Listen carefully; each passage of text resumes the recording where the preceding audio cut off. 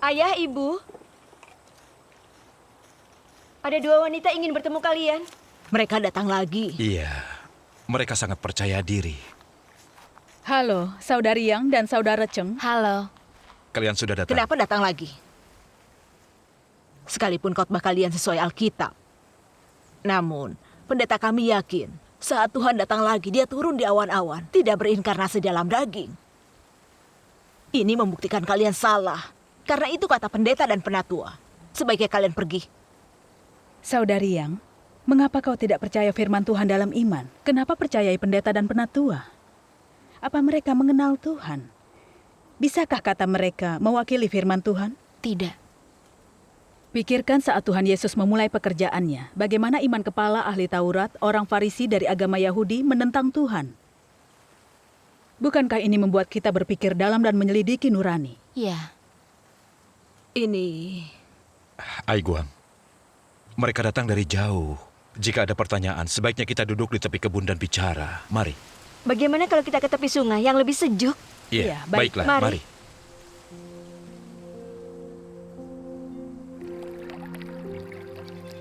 Mari duduk di sini. Oh, iya. Tempat ini nyaman. Iya, di tepi sungai terasa segar Ya, dan kalau sejuk. kerja di ladang, kami istirahat di sini. Silakan Baik. duduk. Saudari Yang, kau baru saja menyebut pendeta dan penatua berkata Tuhan di akhir zaman tidak berwujud manusia. Kalau begitu, apa kata pendeta dan penatua berdasarkan Alkitab? Apa firman Tuhan membuktikannya? Dalam Alkitab ada nubuat yang jelas tentang penampakan Tuhan di akhir zaman dalam daging dan bekerja. Ya. Seperti kilat dari timur dan bersinar ke barat, demikianlah kedatangan Anak Manusia. Bagai petir menerangi satu bagian di bawah langit, sampai bagian lain di langit, demikian Anak Manusia saat hari kedatangannya. Tetapi, pertama-tama dia harus menderita dan ditolak generasi ini. Keduanya menyebutkan kedatangan Anak Manusia. Istilah Anak Manusia mengacu pada inkarnasi Tuhan sebagai Anak Manusia. Jika ini tubuh rohani Tuhan Yesus yang dibangkitkan, kadang tersembunyi dan tampak sangat supernatural. Apa masih disebut anak manusia? Apa dia dikatakan tapi pertama-tama dia harus menderita dan ditolak generasi ini? Benar. Dia tidak akan menanggung kesukaran dan ditolak. Betul, dia tidak dapat mengalaminya. Makanya, Tuhan akhir zaman datang dalam wujud manusia. Apa kalian bisa menerima persekutuan ini? Iya. Persekutuan ini selaras dengan firman Tuhan. Puji Tuhan. Saudari, nubuat Tuhan di akhir zaman datang dalam wujud daging sudah digenapi. Jika kita tidak percaya firman Tuhan sudah digenapi, bukankah itu berbahaya? Pertimbangkan, saat Farisi melihat Tuhan datang, mereka tidak mengakuinya, mereka menentang dan menghukumnya. Apa akibatnya? Akhirnya mereka harus dikutuk oleh Tuhan. Jika percaya Tuhan seperti cara orang Farisi, tanpa mengakui saat Tuhan datang, bahkan menghukum dan menentangnya, akhirnya apa akibatnya? Bukankah kita percaya Tuhan karena rindu kedatangannya? Bukankah demi menyambut Tuhan kembali? Kita masuk ke kerajaan surga atau tidak, bergantung pada apakah kita menerima pekerjaan Tuhan di akhir zaman atau tidak. Sekarang, Tuhan sudah datang kembali dan sedang melakukan penghakiman dimulai dari rumah Tuhan. Namun kita tidak mengakuinya, malah menyangkal tidak menerimanya. Bukankah berarti kehilangan kesempatan diangkat saat Tuhan datang? Jika Tuhan datang dan kita tidak diangkat, akhirnya apa akibatnya? Bukankah kita akan ditinggalkan dan disingkirkan Tuhan? Kita harus pertimbangkan ini kembali dengan teliti. Apa masalah ini begitu serius? Penyampaian kalian sangat bertentangan dengan kata pendeta dan penatua. Kalian bisa jelaskan seluruhnya kepada kami. Iya. Sekarang ini, orang beragama taat kepada pendeta dan penatua. Mereka yakin Tuhan Yesus yang tidak turun dari awan-awan adalah palsu. Dan kembalinya Tuhan bukan dalam wujud manusia. Apa yang dipersoalkan? Bisakah kita memastikan cara Tuhan menampakkan diri dan bekerja di akhir zaman? Tuhan berfirman dalam Alkitab, "Rancanganku bukanlah rancanganmu, dan jalanku bukanlah jalanmu. Karena seperti langit lebih tinggi dari bumi, demikianlah jalanku lebih tinggi dari jalanmu, dan rancanganku dari rancanganmu." Amin. Di mata Tuhan, kita tidak lebih dari butiran debu. Bagaimana mungkin kita menyelami pekerjaannya? Benar. Pendeta dan penatua percaya, Tuhan kembali di awan-awan, tidak mungkin berinkarnasi sebagai anak manusia. Saudari Yang, menurut Anda pendeta dan penatua mengatakan ini untuk menggambarkan Tuhan, bukan? Mereka yakin Tuhan tidak melakukan dengan cara ini dan itu. Bukankah itu pendapat dan imajinasi mereka? Seperti ketika Alkitab menubuatkan Mesias akan datang, ternyata Tuhan Yesuslah yang datang. Apa manusia mampu membayangkannya? Bukankah kaum Farisi membatasi pekerjaan Tuhan dengan pendapat dan imajinasi, sehingga akhirnya menyalibkan Tuhan Yesus? Kegagalan mereka merupakan pelajaran. Namun kalian terus percaya kata pendeta dan penatua, bukankah ini masalah? Benar. Saudari, soal menyambut kembalinya Tuhan, tidak boleh percaya kepada pendeta dan penatua yang menjambarkan penampakan dan pekerjaan Tuhan dengan imajinasinya. Tuhan Yesus berfirman, domba-domba Tuhan mendengar suara Tuhan. Apa kalian bersedia mendengarkan suara Tuhan? Iya, Jika tidak mendengarkan firman Tuhan yang Maha Kuasa, kalian akan kehilangan peluang mendengar suara Tuhan. Iya. Saudari, Tuhan sedang mengetuk pintumu saat ini. Jika kau tidak dengar suara Tuhan dan tidak membukakan pintu, tidakkah kau akan menyalahkan diri sendiri? Kau tidak takut melewatkan kesempatan diangkat saat Ia kembali? Benarkah kau sungguh tidak ingin dengar suara Tuhan? Sejujurnya dalam hatiku, mana mungkin kami tidak mau dengar suara Tuhan. Saat menunggu Tuhan kembali, kami berharap dengar suara mempelai pria duduk bersama Tuhan dalam perjamuan. Puji Tuhan. iya, puji Tuhan. Selama bertahun-tahun, kami berharap Tuhan datang. Kami tidak tahu cara dengar suaranya. Dengan kunjungan kalian, masalah ini akhirnya jelas. Baru sekarang kami tahu pentingnya dengar suara Tuhan. Benar. Puji Tuhan. Pendeta dan penatua berkata kerohanian kami masih lemah dan takut kami disesatkan. Kami tidak diizinkan mencari tahu. Saudara, Tuhan Yesus berkata, domba-dombaku mendengar suaraku, dan aku mengenal mereka, dan mereka mengikut aku. Jika kita domba-domba Tuhan, kita dapat mengenali suara Tuhan. Ini fakta. Iya. Ada banyak nubuat dalam kitab Wahyu. Barang siapa bertelinga untuk mendengar, dengarlah kata Roh kepada gereja-gereja. Saat Roh Kudus berfirman, itulah suara Tuhan. Jika kita tidak dengar firman Roh Kudus kepada gereja, bagaimana kita yakin itu suara Tuhan?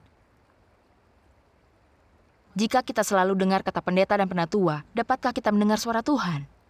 Tidak bisa. Kami dilarang baca firman Tuhan yang Maha Kuasa. Apa pendeta dan penatua mampu mengungkapkan suara Tuhan? Kau sudah lama dengar khotbah pendeta dan penatua jemaat. Pernahkah mereka mengungkapkan firman Tuhan? Tidak, belum pernah. Betul. Sudahkah mereka mendengar suara dan firman Tuhan? Menurut kalian, apakah pendeta dan penatua mau dengar suara Tuhan? Jika kalian selalu dilarang pendeta dan penatua, apa akibatnya nanti? Jika tidak dibereskan, kalian akan berdosa seperti pendeta dan penatua dalam menentang Tuhan. Kemungkinan kalian akan dibuang oleh Tuhan. Iya. Hari ini, kami sampaikan firman Tuhan di akhir zaman kepada kalian. Jika kalian tetap menolak, apakah tindakan kalian selaras dengan restu Tuhan? Bukankah ini menyakiti Tuhan? Kau menuntun kami dengan benar. Di masa lalu kami bodoh dan bebal. Sekarang kami hanya ingin dengar suara Tuhan, menyelidiki jalan yang benar. Sampaikanlah kepada kami. Iya. Iya, tolong Baiklah. sampaikanlah. Puji Tuhan. Bagus, puji Tuhan. Hei, bagaimana kalau bersekutu di rumah kami? Ya, Iya. baiklah. Iya, mari pulang dan bersekutu. Mari, Mari. kita Ya, pergi. mari. Dengan bersekutu seperti ini, kalian akhirnya mengerti dan mau mendengarkan suara Tuhan. Ini sungguh kasih Tuhan. Puji Amin. Tuhan. Mari kita membaca firman Tuhan. Baiklah. Baik. Firman Tuhan yang Maha Kuasa. Bagaimana menilai itu jalan yang benar atau tidak? Itu pekerjaan Tuhan atau bukan? Apakah prinsip paling mendasar dalam mencari jalan yang benar? Engkau harus melihat apakah ada pekerjaan Roh Kudus atau tidak. Apakah perkataan itu ungkapan kebenaran atau tidak? Untuk siapa kesaksian itu? Dan apa manfaatnya bagi engkau? Membedakan antara jalan yang benar dan jalan yang salah memerlukan pengetahuan dasar. Yang fundamental adalah tahu ada pekerjaan Roh Kudus atau tidak. Karena hakikat iman kepada Tuhan adalah iman kepada Roh Tuhan. Dan imannya kepada Tuhan yang berinkarnasi adalah karena daging ini merupakan perwujudan dari Roh Tuhan. Yang berarti, iman tersebut tetap merupakan iman terhadap roh. Ada perbedaan antara roh dan daging. Tapi karena daging berasal dari roh dan merupakan firman yang menjadi manusia, maka apa yang manusia percayai adalah hakikat yang melekat pada Tuhan. Jadi, membedakan jalan itu benar atau tidak, yang penting lihat ada pekerjaan Roh Kudus atau tidak. Setelah itu, apa ada kebenaran dalam jalan ini atau tidak? Kebenaran ini adalah watak kehidupan dari kemanusiaan normal, yakni apa yang dikehendaki Tuhan dari manusia saat diciptakan Tuhan pada mulanya, yaitu semua kemanusiaan yang normal, termasuk akal budi manusia, wawasan, hikmat, pengetahuan menjadi manusia. Engkau perlu melihat apakah jalan ini membawa manusia ke dalam kehidupan kemanusiaan yang normal. Apa kebenaran yang dibicarakan itu diperlukan berdasarkan realitas kemanusiaan yang normal. Apakah kebenaran itu praktis dan nyata, dan apakah itu terjadi pada waktu yang tepat? Jika ada kebenaran, itu membawa manusia ke dalam pengalaman yang normal dan nyata. Selanjutnya, manusia akan menjadi semakin normal, akal budi manusia akan menjadi semakin sempurna. Hidup manusia dalam daging dan kehidupan spiritualnya akan menjadi semakin tertata, dan emosi manusia akan jadi semakin normal. Ini prinsip yang kedua. Ada satu prinsip lagi, yaitu apakah seseorang memiliki pengetahuan yang bertambah tentang Tuhan. Apakah mengalami pekerjaan dan kebenaran itu dapat mengobarkan kasih Tuhan di dalam dirinya dan membuatnya semakin dekat kepada Tuhan. Jadi kita dapat menilai ini jalan yang benar atau tidak. Yang paling mendasar, apakah jalan ini realistis dan bukan supranatural, memberi kehidupan kepada manusia atau tidak. Jika sesuai prinsipnya, dapat disimpulkan bahwa jalan ini adalah jalan yang benar. Amin. Hei, perkataan ini bagus. Sekarang aku tahu cara untuk membedakan jalan yang benar dan yang palsu. Puji Tuhan. Firman Tuhan yang Maha Kuasa dengan jelas menerangkan cara membedakan jalan yang benar. Ini pasti firman yang datang dari Tuhan. Amin. Ya, Sudah lama kami dengar khotbah pendeta dan penatua yang mewaspadai jangan tertipu oleh ajaran palsu. Tapi kami tidak tahu mana jalan yang benar dan yang palsu. Iya, Firman Tuhan yang Maha Kuasa menjelaskannya dengan gamblang. kau benar. Aku merasa firman Tuhan yang Maha Kuasa ini merupakan firman Roh Kudus. Iya. Puji Tuhan. ya. Setelah dengar firman Tuhan yang Maha Kuasa, tahu membedakan jalan yang benar dan yang palsu? Ya, kami tahu caranya. Apa manusia biasa mampu memperkatakan kebenaran yang diungkapkan Tuhan yang Maha Kuasa? Tidak. Apa gembala dan penatua mampu? Mereka tidak mampu. Tanpa Tuhan yang Maha Kuasa mengungkap kebenaran membedakan jalan yang benar dan yang palsu. Akankah orang tahu membedakan jalan yang benar dan yang palsu? Tidak. Selama ribuan tahun, adakah satu tokoh rohani atau pemimpin agama yang mampu menerangkan ini dengan jelas? Tidak ada.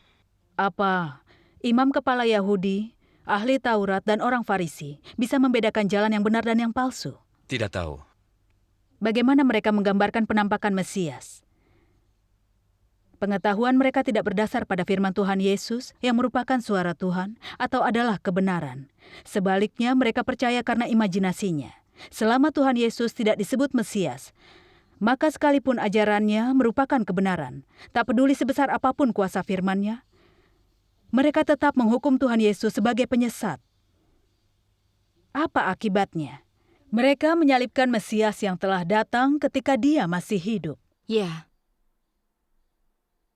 Apa pendeta dan penatua pada akhir zaman mampu membedakan mana jalan yang benar dan palsu? Tidak. Mampukah mereka untuk sekali lagi menyalibkan inkarnasi Kristus? Pendeta dan penatua tidak peduli kebenaran yang diungkapkan Tuhan yang Maha Kuasa. Firman Tuhan yang Maha Kuasa tidak dianggap menyucikan dan menawarkan keselamatan untuk mereka.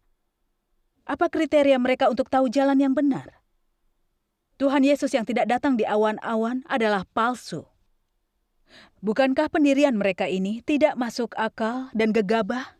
ya, Apa bedanya mereka dengan kaum Farisi yang menentang Tuhan Yesus?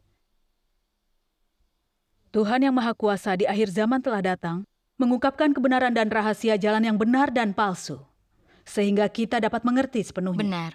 Firman Tuhan yang Maha Kuasa adalah kebenaran, tak adalah dari suara Tuhan. Kau mampu mendengarnya, kan? Kau memang benar. Sekarang aku setuju. Firman Tuhan yang Maha Kuasa adalah kebenaran dan merupakan suara Tuhan. Puji Tuhan. Bagaimana jika kita baca firman Tuhan yang Maha Kuasa lebih lanjut? Baiklah. Firman Tuhan yang Maha Kuasa. Aku pernah dikenal sebagai Yahweh. Aku juga pernah dipanggil Mesias. Orang-orang pernah memanggilku Yesus Sang Juru Selamat. Saat ini, aku bukan Yahweh ataupun Yesus yang dikenal orang di masa lampau. Aku Tuhan yang kembali di akhir zaman, Tuhan yang mengakhiri zaman ini. Aku Tuhan yang bangkit di ujung bumi, syarat dengan keseluruhan watakku dan penuh otoritas, hormat, serta kemuliaan. Orang-orang tidak pernah berhubungan denganku, tidak pernah mengenalku, dan masa bodoh terhadap watakku. Sejak penciptaan dunia, tidak seorang pun pernah melihatku. Inilah Tuhan yang menampakkan diri di akhir zaman, tetapi tersembunyi di antara manusia. Berdiam di antara manusia, benar dan nyata, seperti matahari dan api yang menyala. Penuh kuasa dan syarat otoritas. Tidak seorang atau perkara pun yang tidak akan dihakimi firman-Ku. Tidak seorang atau perkara pun luput dari pemurnian api. Pada akhirnya, segala bangsa akan diberkati karena firman-Ku, dan juga dihancurkan karena firman-Ku. Dengan demikian, semua orang pada akhir zaman melihat akulah juru selamat yang kembali. Akulah Tuhan yang Maha Kuasa yang menaklukkan manusia. Amin. Aku pernah menjadi korban penghapus dosa manusia. Tapi di akhir zaman, aku juga menjadi terik matahari yang membakar segala sesuatu. Juga matahari kebenaran yang singkapkan segala sesuatu. Demikianlah pekerjaanku di akhir zaman. Aku memakai nama ini dan aku penuh dengan watak ini. Supaya semua orang melihat akulah Tuhan yang benar dan matahari yang terik. Dan api yang menyala-nyala. Supaya semua dapat menyembahku, Tuhan yang benar. Supaya mereka melihat rupaku yang sejati. Aku bukan hanya Tuhan orang Israel dan bukan hanya Sang Penebus. Aku Tuhan segala ciptaan di seluruh langit dan di seluruh bumi dan di lautan. Amin. Ibu, aku merasa perkataan ini sepertinya firman Tuhan. Tidak seorang pun mampu mengatakannya. Benar. Firman ini punya otoritas dan kuasa. Benar. Terdengar seperti firman Tuhan. Betul. Kau mengatakan yang baik, ini suara Tuhan. Domba-domba Tuhan mendengar suaranya. Bukankah kau sudah dengar suara Tuhan hari ini? Syukur kepada Tuhan.